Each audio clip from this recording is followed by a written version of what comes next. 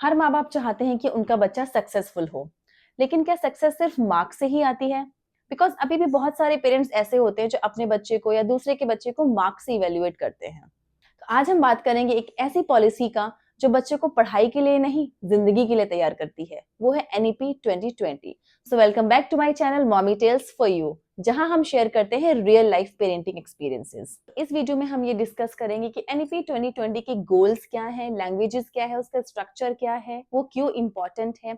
और वीडियो के एंड में मैं आपके साथ शेयर करूंगी कि एज अ पेरेंट आप अपने बच्चे की ग्रोथ के लिए कैसे हेल्प कर सकते हैं और आपका रोल एनईपी में क्यों इंपॉर्टेंट है। तो अब हम बात करेंगे एनईपी 2020 के गोल्स के बारे में।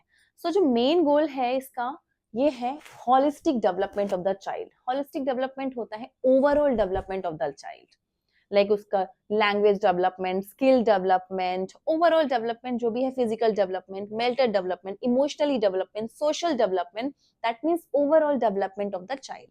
And no rote learning. Rote learning के सख्त खिलाफ है एनईपी 2020। इसमें बच्चा सीखता है लर्निंग बाय डूइंग, लाइक वो कुछ भी नई चीज सीखता है उससे पहले वो करता है उसको। प्लेवे मेथड इसमें इंट्रोड्यूस होता है एंड इसमें मेन फोकस किया जाता है स्किल डेवलपमेंट पे। जैसे कि हम क्या सोचते हैं कि बच्चे ना हमेशा मार्क्स लेकर आएंगे तभी वो अपने लाइफ में आगे बढ़ेंगे, बट ऐसा नहीं होता हमेशा। आप खुद देखो ना, वोकेशनल सब्जेक्ट्स अब इंट्रोड्यूस क्यों होते हैं? इसीलिए होते हैं बिकॉज हर बच्चा एकेडमिक्स में अच्छा नहीं होता है।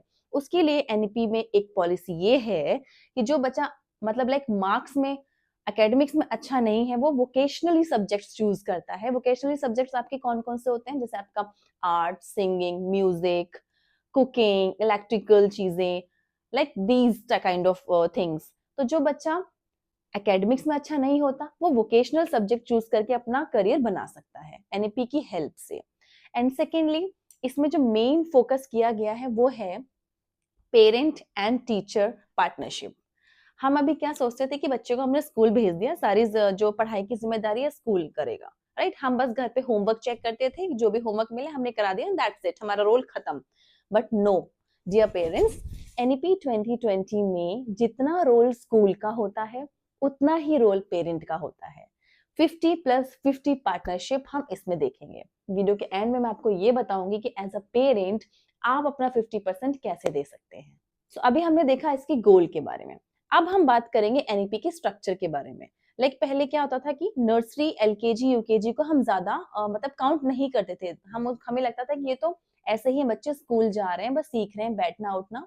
बट नो, ये जो 3 to 8 ईयर होता है, that is foundational stage. This is very important stage, because बच्चे का ना 80% माइंड डेवलपमेंट इन स्टेज में हो चुका होता है। इसलिए अगर आपको लगता है नर्सरी, एलकेजी, यूकेजी का इतना इंपॉर्टेंस नहीं है, तो my dear parent, these 3 stages are most important in anybody's life. हर किसी इंसान का जो फाउंडेशन होता है ना, अगर वो अच्छा होगा तो आपकी बिल्डिंग अच्छी होगी, राइट? तो इसीलिए जो 3 to 8 का क्राइटेरिया है, जो हमारा स्ट्रक्चर है एनईपी का, वो है 5+3+3+4।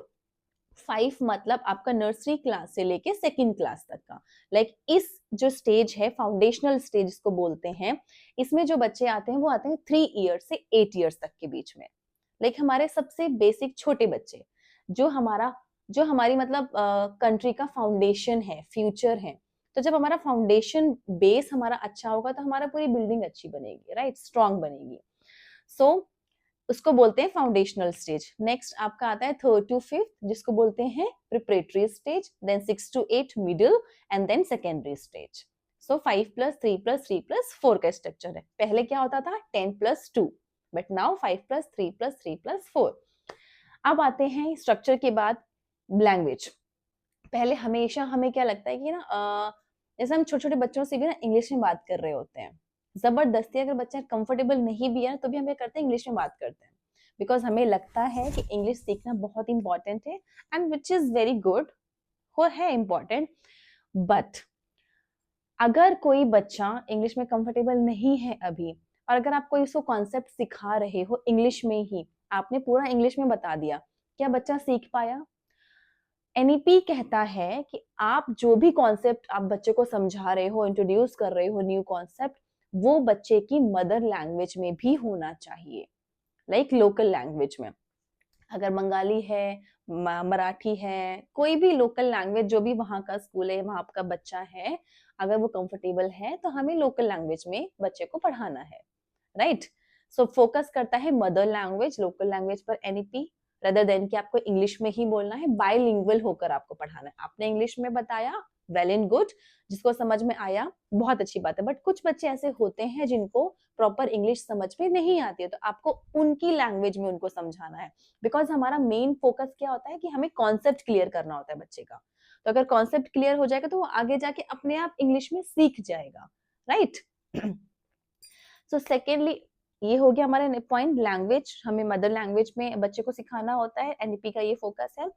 अभी जो मैंने आपको बताया नेक्स्ट पॉइंट है vocational skills, like skill based learning होनी चाहिए अकॉर्डिंग टू द एनईपी।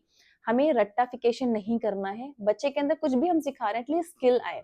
अभी मैंने बात करी थी कि बच्चे हमेशा एकेडमिक्स में अच्छे नहीं होते, कुछ बच्चे किसी और चीजों में अच्छे होते हैं, आर्ट्स में अच्छे होते हैं, ड्राइंग में अच्छे होते हैं, राइट? कुकिंग में अच्छे होते हैं, इसलिए आपने देखा होगा SUPW की भी बहुत सारी एक्टिविटीज क्लास में, स्कूल में कराई जाती है। आपके पास नोटिफिकेशन आती होगी एज अ पेरेंट की, आज ये एक्टिविटी है, आज ये एक्टिविटी है। एज अ पेरेंट आपको लगता होगा इतनी सारी एक्टिविटीज स्कूल में कराई जा रही है, क्यों? इसका मकसद ये है कि अगर बच्चा हमारा लाइक पॉटरी में बहुत अच्छा कर रहा है, कुकिंग में अच्छा कर रहा है, तो वो आगे जाके इस लाइन में अपना करियर बना सकता है, इसीलिए वोकेशनल सब्जेक्ट्स इंट्रोड्यूस किए गए हैं। अब हम बात करेंगे कि पेरेंट का क्या रोल है एनईपी में अपने बच्चे की ग्रोथ के लिए। तो सबसे पहला पॉइंट है ये कि आप अपने घर में एक पॉजिटिव लर्निंग एनवायरनमेंट क्रिएट करिए। वो आप कैसे कर सकते हैं? हमेशा आप अपने बच्चे को प्रेज करिए, उसको कभी भी कंपेयर मत करिए किसी और के साथ, राइट?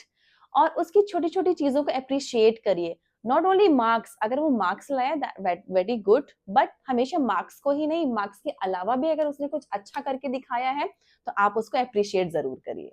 सेकेंड पॉइंट हो सकता है कि आप अपने बच्चे की लर्निंग को सपोर्ट करिए बियॉन्ड बुक्स।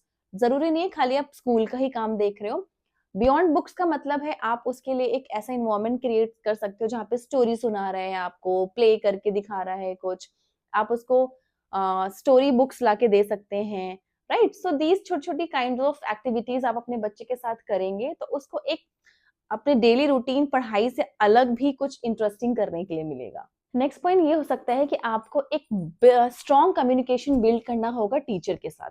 और जब भी ये बच्चे की पीटीएम में जाते हैं तो हमेशा मार्क्स से रिलेटेड क्वेश्चंस मत करिए।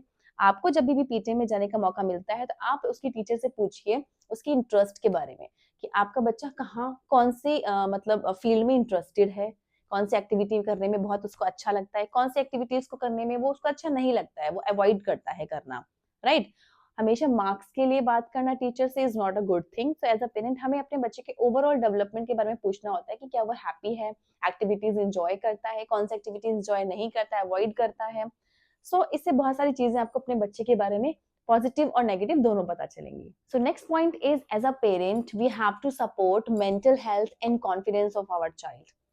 कैसे कर सकते हैं या हमेशा आप अपने बच्चे से ना बात करिए, डेली आपको टाइम निकालना पड़ेगा उसकी डेली रूटीन सुनने के लिए कि आज आपने अपने स्कूल में आपने पूरे दिन में क्या किया। उससे बच्चा आपके साथ ओपन अप होता है, अपनी सारी चीजें शेयर करता है, उसके अंदर कॉन्फिडेंस आता है, वो डरता नहीं है, अपनी बातें छुपाता नहीं है आपके साथ, राइट? और उसके अंदर एक सेल्फ कॉन्फिडेंस आता है कि ओके मेरे पास कोई है जिससे मैं अपनी प्रॉब्लम्स शेयर कर सकता हूँ, राइट? अगर एज अ पेरेंट आपको कभी पता चलता है कि आपके बच्चे से कोई मिस्टेक हो गई है तो जजमेंटल बिल्कुल नहीं होना है आपको।